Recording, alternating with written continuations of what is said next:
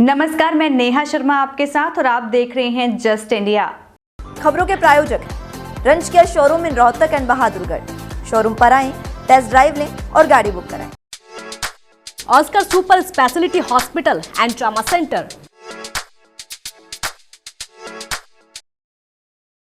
हरियाणा में BJP JJP गठबंधन पर हरियाणा के मुख्यमंत्री मनोहर लाल का बड़ा बयान सामने आया है।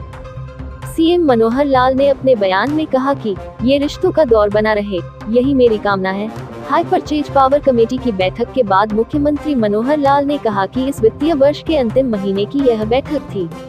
इस बैठक का उद्देश्य पारदर्शिता के साथ खरीद कर आम जनता के पैसे का सही इस्तेमाल करना था।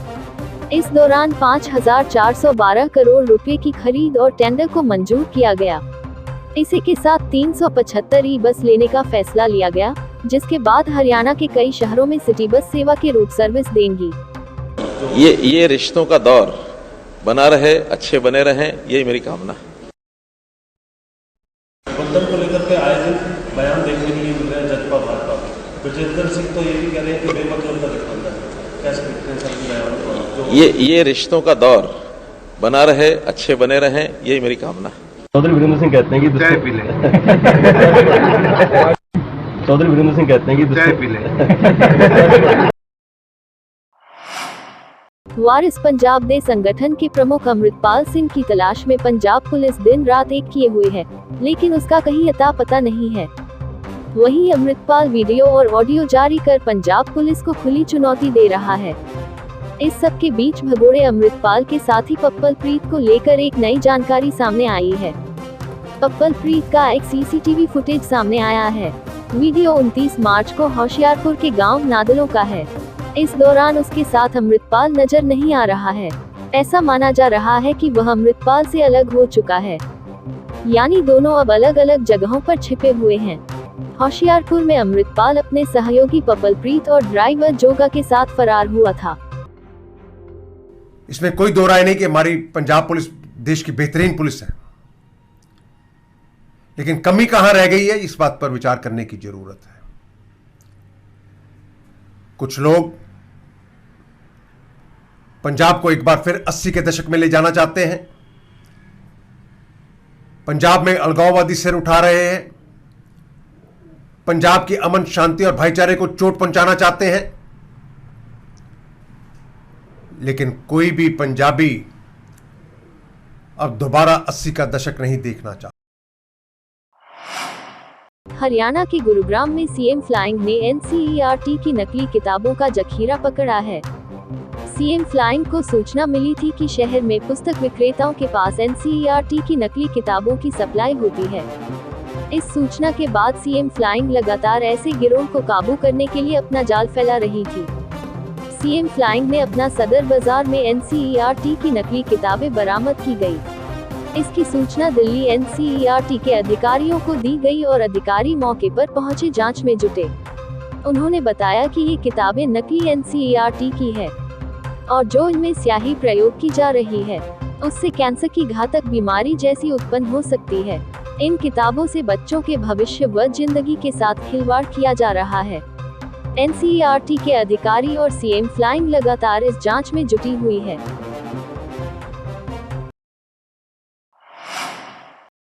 वरिष्ठ कांग्रेस नेता व तोशाम से विधायक किरण चौधरी ने कहा कि 2024 के लोकसभा चुनाव में भिवानी महेंद्रगढ़ संसदीय क्षेत्र से कांग्रेस की टिकट पर श्रुति चौधरी उम्मीदवार होगी। उन्होंने कहा कि हरियाणा प्रदेश में लोकसभा व विधानसभा के चुनाव एक साथ नहीं होंगे, क्योंकि विधानसभा के चुनाव का समय लोकसभा चुनाव के निर्धारित समय के बाद भी बचा रहेगा। ऐसे में भाजपा नहीं चाहेगी कि बचे हुए 6 महीने पहले चुनाव करवाए। यह बात उन्होंने आज भिवानी में अपने निवास पर पत्रकार वार्ता के दौरान कही। श्रुति चौधरी कांग्रेस का इलेक्शन लड़ेगी, और अगर कोई कुछ कह रहा है तो वो कहता रहे। उनको क्या लेना देना हमारे से। और कोई बने या ना बने, हमने तो वैसे भी काम करा है, बिना बनाए भी काम करा है यहाँ पे, है ना। बन भी गए तो कौन सी बड़ी बात है, नहीं भी बन गए तो कौन सी बड़ी बात। विधानसभा और ये लोकसभा बिल्कुल इकट्ठे नहीं होंगे, क्योंकि विधानसभा का जो है पार्लियामेंट के अंदर ये रिस्क नहीं लेना चाहेंगे कि जो विधानसभा का जो बोझ है वो पार्लियामेंट पे आए। लोगों को सेवा, सुरक्षा, सहयोग का नारा देने वाली हरियाणा पुलिस खुद कितनी सुरक्षित है, यह बात किसी से भी छुपी नहीं है। ऐसा ही एक मामला कैथल से निकलकर सामने आया है, जहां झगड़ा छुड़ाने गई कुरुक्षेत्र की डायल 112 पर एक युवक ने गरासी से हमला कर दिया, लेकिन गनीमत रही कि पुलिसकर्मी बाल बाल बचे गए। वहीं डायल 112 के इंचार्ज की जयपाल की शिकायत पर आरोपी मलकीत के खिलाफ विभिन्न धाराओं के साथ मामला दर्ज कर उसे गिरफ्तार कर लिया गया है। फिलहाल उससे पूछताछ की जा रही है, जिसके बाद आगामी कार्रवाई अमल में लाई जाएगी। हमें सूचना मिली थी यहाँ थाने में कंट्रोल रूम से कि डायल 112 जो मौके पे गई हुई है, कोई इवेंट था उनका, और जैसे ही हम को सूचना मिली कि भाई वहाँ गाड़ी पे हमला कर दिया और ड्राइवर वगैरह जो भी उसमें मुलाजिम थे उनके ऊपर भी हमला कर दिया था। वो गंडासी लिए हुए था और गली में से घूम रहा था और बिल्कुल खौफनाक तरीके से उसने गाड़ी को भी तोड़ रखा था और मुलाजिम भी के साथ वर्दी भी उसने फाड़ दी थी और उस पे गंडासी से हमला भी किया, गाड़ी के ऊपर भी और मुलाजिमों के ऊपर भी।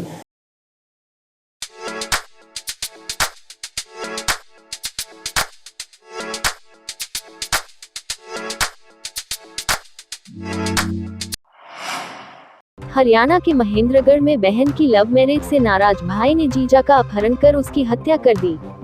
लव मैरिज करने वाला युवक और युवती एक ही गांव के हैं और दोनों ने 3 दिन पहले ही शादी की थी। महेंद्रगढ़ जिले के अटेली थाना के अंतर्गत आने वाले गांव खोड़ की एक युवती ने गांव के एक युवक से 28 मार्च को झज्जर में प्रेम विवाह कर लिया था।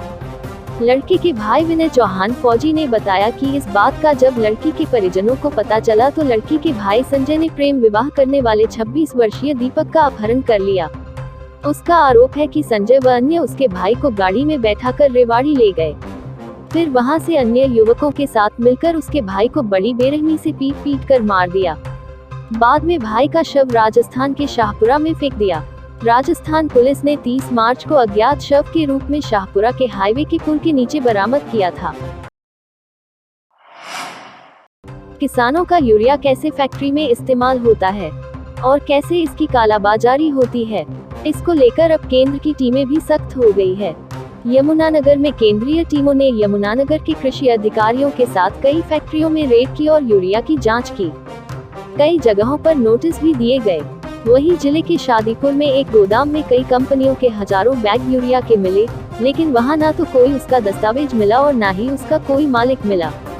मौके पर 3 गाड़ियां भी मिली जो इसको फैक्ट्रियों में सप्लाई करती हैं।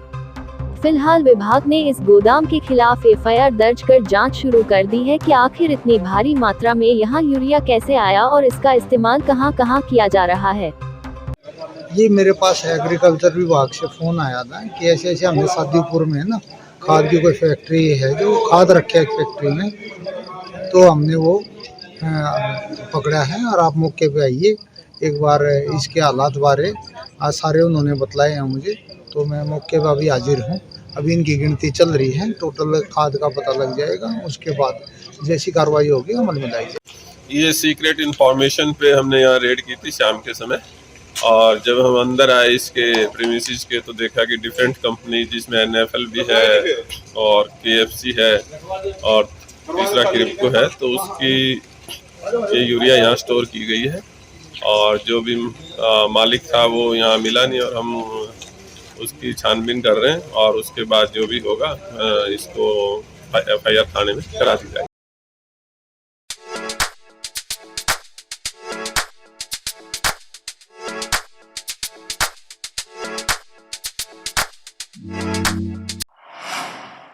हरियाणा के गुरुग्राम में एक PG में रहने वाली युवती को अश्लील मैसेज व वीडियो कॉल करने वाले आरोपी दुर्योधन को साइबर थाना वेस्ट की पुलिस ने धर दबोचा।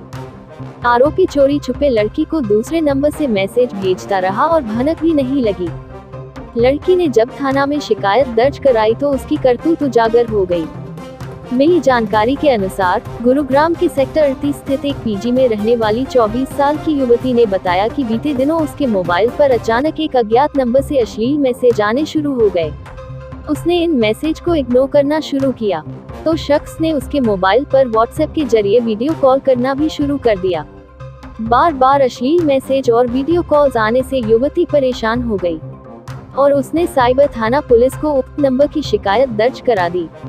पुलिस ने आरोपी को गिरफ्तार कर कोर्ट में पेश करने के बाद जेल भेज दिया है। खबरों में फिलहाल इतना ही। देखते रहिए जस्ट इंडिया। नमस्कार।